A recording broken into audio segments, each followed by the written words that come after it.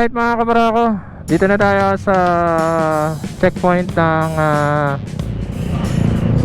Louisiana Lukban boundary. Nakakuha tayo ng mga convoy, wala sa oras.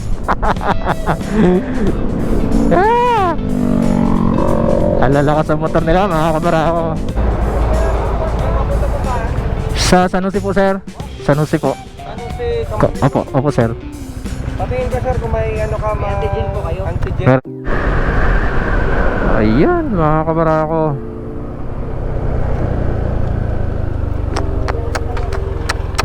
Nako mga kabarako.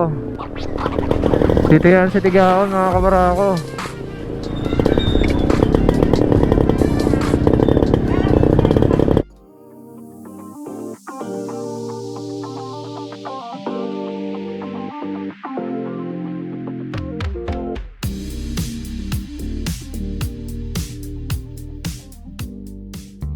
Isang magandang umaga sa inyong lahat. Time check natin is 6:24. Ngayong araw pauwi ulit kami ng Camarines Sur. Uli ulit tayo ng Bicol mga kabarako. Ngayong araw samahan nyo kami sa aming biyahe. Sana bigyan tayo ng medyo maayos-ayos sa panahon kasi medyo hindi magandang simula ng natin kasi umulan. Let's go, pagpalain tayo ng Panginoong Diyos. Makarating tayo na maayos. Ngayon din sa ating mga kasalubong sa daanan mga kabarako. Good morning sa inyo, samahan nyo kami. Let's go and ride safe. And God bless sa aming biyahe. So update na lang namin kayo sa mga magiging stop natin kasi medyo basa masyado ang kalsada. So later na tayo mag-on ng camera natin doon sa medyo tuyo-tuyo mga kabarako. Let's go. Let's go, dito tayo sa kaliwa mga kabarako. Cardona na tayo, Cardona Rizal. Ito dito sa paahon na ito mga kabarako. Saglit lang tayo sa Tanay. Saka na tayo mag-almusal mamaya na. Dito na tayo sa Pililla Rizal mga kabarako. Dito na tayo sa Pagsanghan, Laguna, the tourist capital of Laguna. Dito na tayo sa Pagsanghan. Siyempre nandito yung Pagsanghan Falls siyempre. Ito yung kanilang pamahalaang bayan. So kitang-kita nyo yung kanyang old design, no? Panahon pa yata ng mga Kastila yan Alright, ayan dito nga. Napunta dito sa bandang kanan ng Pagsanghan Falls. Ayan, i-try natin yan one time. Di pa tayo nakakarating dyan. Sa libro lang natin nakikita yan.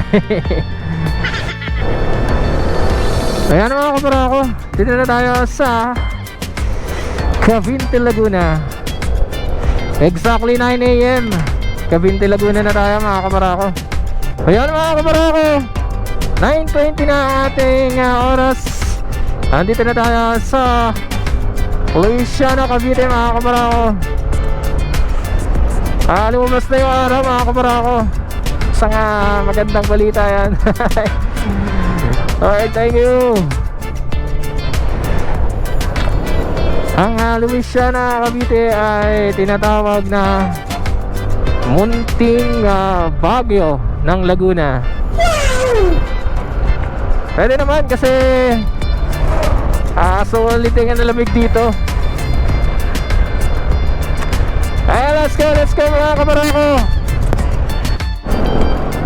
9:29 mga kabarako, napasama tayo dito sa grupo ng mga naka-X-Max. Makapuntang Lukban yata yan mga kabarako. Pinauna na natin sila. Hindi naman natin sila kaya. Alright mga kabarako, dito na tayo sa checkpoint ng Louisiana Lukban boundary. Okay, titingnan natin kung chine-check yung good morning sir. Alright, so hindi na sila hindi na nila hinaharang yung mga papasok ng Quezon. Alright, so thank you. So dire-diretso na tayo mga kabarako. Maluwag na pala sa boundary ng Luisiana at saka Lucban, Quezon. Let's go mga kabarako. It's already 9:35.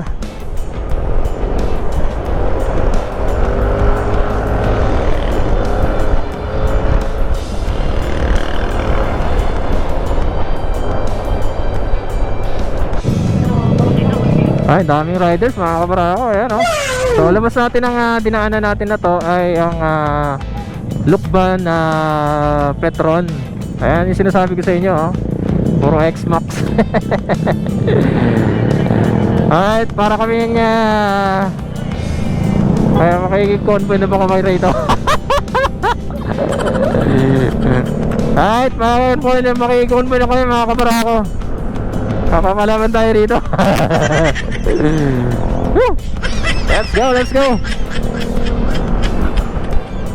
go. Nakakuha tayo ng mga convoy. Wala sa oras. Alala ka sa motor nila mga kabarako. Pero may nakikita rin ako mga ilan-ilan na NMAX. Pero karamihan ay XMAX 300. At saka may nakita kaming dalawang T-Max 560 kanina. Tsaka isang XATV. Ito nasa likod, oh. Ang haba ng linya mga kabarako. Ayan, dito sa kaliwa natin may XATV na. Ayan mga kabarako. Yan is XATV 750 yan mga kabarako. Ang tanging scooter na pwedeng mag-manual at saka mag-automatic. Alright. Saan kaya punta ng mga ito mga kabarako?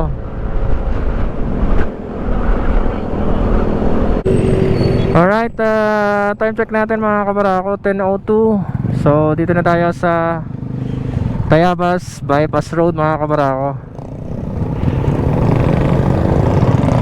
Alright, itong kanan na ito mga kabarako, ito ang Tayabas Bypass Road. Okay, 4 lanes na rin. Check out natin Tayabas Bypass Road mga kabarako kung gaano kalawak. So currently ay 4 lanes na siya. Okay, mga batang nagtitinda sa gilid. So maluwag mga kabarako. Ito yung Tayabas Bypass Road. So tuloy-tuloy na tayo mga kabarako. Alabas natin ito ay sa Pagbilao na. Alright, so ang bilis lang. So dito sa may gas station ng Giant, dito tayo dadaan sa kanan.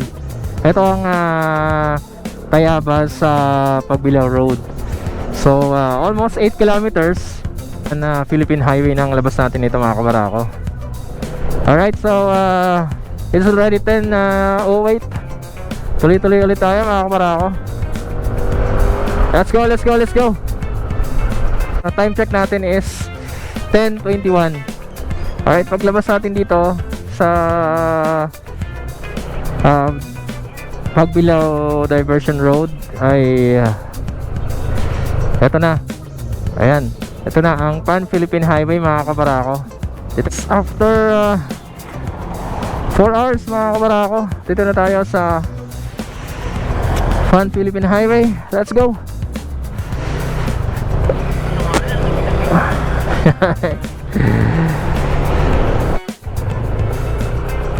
Yan mga kabarako, kumain naman tayo dyan sa Old Sigsag Road. Pahinga na rin tayo ng konti, medyo masakit na sa puwet. So it's already 11:15. Time check natin mga kabarako. Maganda ang panahon dito sa Old Sigsag Road. Tama-tama, nakapagpahinga na tayo. At saka nakakain na tayo ng tanghalian tsaka almusal na rin. All in one mga kabarako. Alright, so dahan-dahan na nating akatin to. Wow, puro T-Max yung nakakasalubong natin ngayon mga kabarako. Kanina X-Max, ngayon puro T-Max yung nabababa dito sa All Zigzag. Iniinggit nila tayo mga kabarako. Woo! Alright, hanggang kamay-kamay na lang tayo sa dagat. Hanggang kamay-kamay na lang muna tayo mga kabarako. Alrighty! Woo!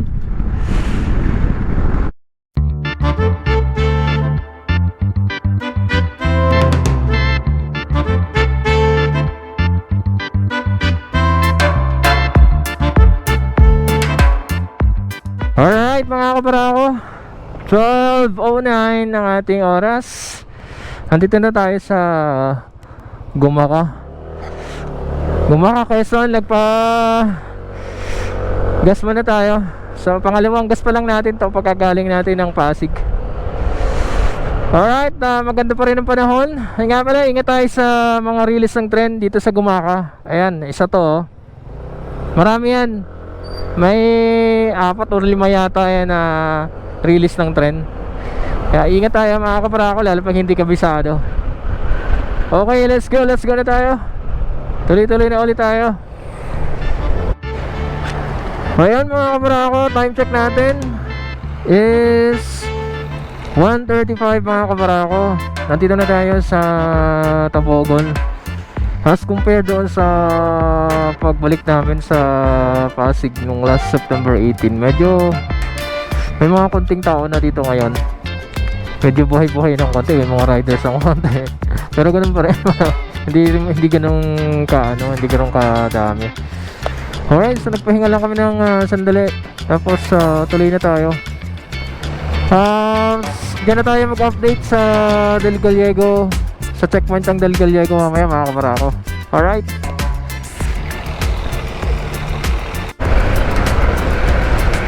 Alright, slow down na tayo mga kabarako. At ito na tayo sa Del Gallego checkpoint.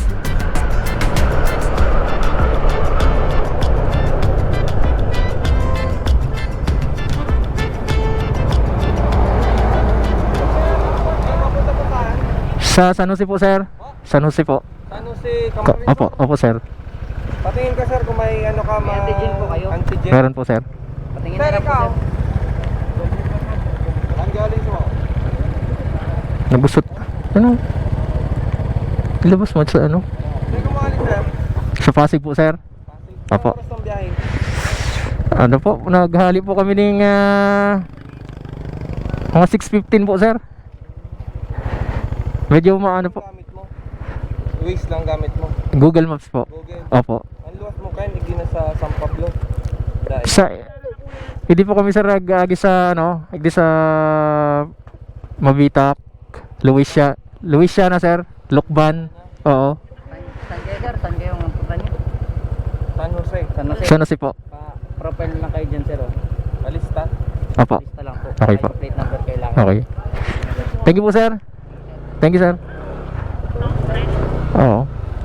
Same procedure no. Naparahin muna tayo dyan. Titingnan yung especially yung requirements, yung swab test. Tapos ituturo na tayo dito sa profiling area. Okay. So magka-profile na muna tayo mga kabarako. Mag-ready muna kami. Good afternoon po sir.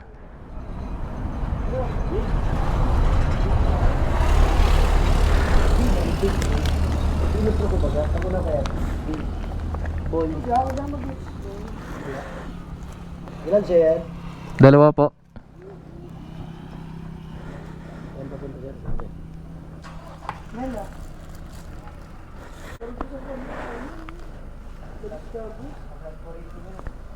Sir, hindi pa rin po ino-honor yung vaccination card, sir? Di sir, di pa sir. Kahit fully vaccinated po? Opo, di pa rin. Kasi sir, nagka-positive ng Okay. Kaya kahit vaccinated, required pa rin ang antigen. Ano talaga? Hindi required dito yung vaccine. Ano talaga? Na antigen. Antigen talaga. Saan siya kapunta siya? Sa San Jose po. Ano si partido? Opo. Pero wala pong ano kung magkakaroon ng libreng antigen. Walang advice po sa inyo. Wala ba sir? Wala dito libre. Okay po. Sige po. Thank you po.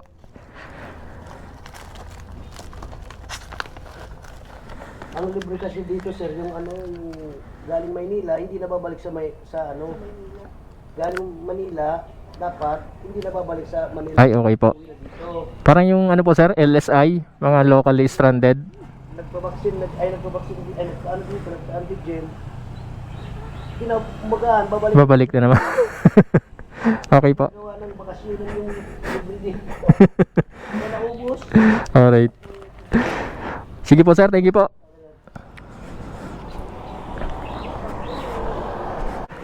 Okay, so update ko kayo sa mga requirements dito sa Del Gallego as of October 10 mga kabarako. So same requirements tayo mga kabarako. Pinaka-important na requirement is antigen test or PCR test or saliva test. And then hihingin din yung information ng na sinakyan mo. Tapos kukunan ka ng contact number. Tapos ipo-profile kayo kung saan kayong bayan at barangay papasok dito sa Camarines Sur. And then doon sa mga nagtatanong no kung ino-honor ang vaccination card. So hindi po ino-honor ang vaccination card mga kabarako. Kailangan po ay meron kayong swab test. So ang vaccination card is supplement lang pero not necessary as a requirement. So pwede kang pumunta rito kahit hindi ka vaccinated basta meron kang swab test. So yan po ang pinaka-importante mga details dito mga kabarako. At yung mga nagtatanong po kung merong libreng antigen test, okay, wala na po kasi ang purpose po ng libreng antigen test ay para lang po doon sana sa mga kababayan natin na mga locally stranded individual or yung mga LSI na hindi na sana babalik ng Manila. So ang nangyari is yung mga kahit yung mga balikan no ginagawang ano daw parang ginawang ano yung libre kaya naubos na yung libreng stock ng probinsya. So nagtanong ako kung kailan ang kailan ang or kung kailan magkakaroon ulit sila ng libre na antigen swab dyan sa Del Gallego border ay malabo na po or not sure kung magkakaroon pa ng libre. So sa mga uuwi po ng Bicol Region, lalo sa mga papasok ng Camarines Sur ay number 1 requirements po mga kabarako ang swab test. Alright, so linawin na lang po natin ang ilan sa comment section kung kayo ay may mga questions tungkol sa mga requirements dito sa Del Gallego border. Ayan, time check natin is 2:30 mga kabarako. Tuloy-tuloy na tayo para makarating tayo ng maaga sa Naga City. Let's go, let's go, let's go. Alright, 2:44 ang ating oras. Andito na tayo sa JRS Ragay. Mahaba-haba itong Ragay mga kabarako as compared to other municipalities ng Kamsur. Ito yung pinakamahaba. Yan mga kabarako.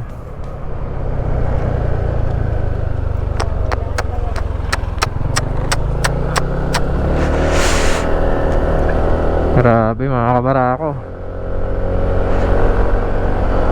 Ingat, ingat, ingat. Ride safe, ride safe. Alright, perfect natin mga kabarako. 3:24. Dito na tayo sa Lupi, Camarines Sur. Ang haba ng ragay na yun ah. Go, go, go, go! Alright, 3:30 mga kabarako. Dito tayo sa bayan ng Sipokot mga kabarako. Ang isa sa titingnan ninyo, yung ayan, malaking bote ng toyo na yan. Ibig sabihin yan, nandito na tayo sa bayan ng Sipokot. Alright, alright, alright. Ang sakit na ng ang sakit na ng tumbong namin. Pero malapit-lapit na. 3:40 bayan ng Lipanan mga kabarako. Alright mga kabarako, time check natin is 4:28. Dito na tayo sa bayan ng Naga City, or sa City of Naga. Dito pala yung Bombo Radio Naga. Nako mga kabarako, dito yan sa Tigaon mga kabarako.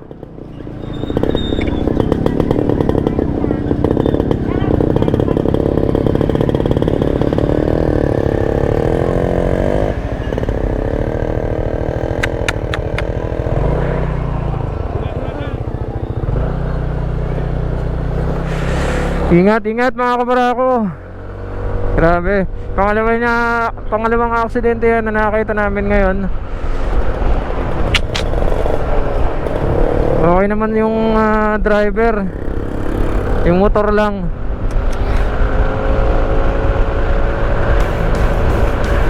Alright mga kabarako, it's already 5:16.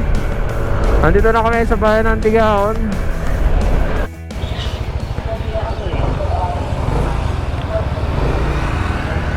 Alright, diretso na tayo mga kabarako.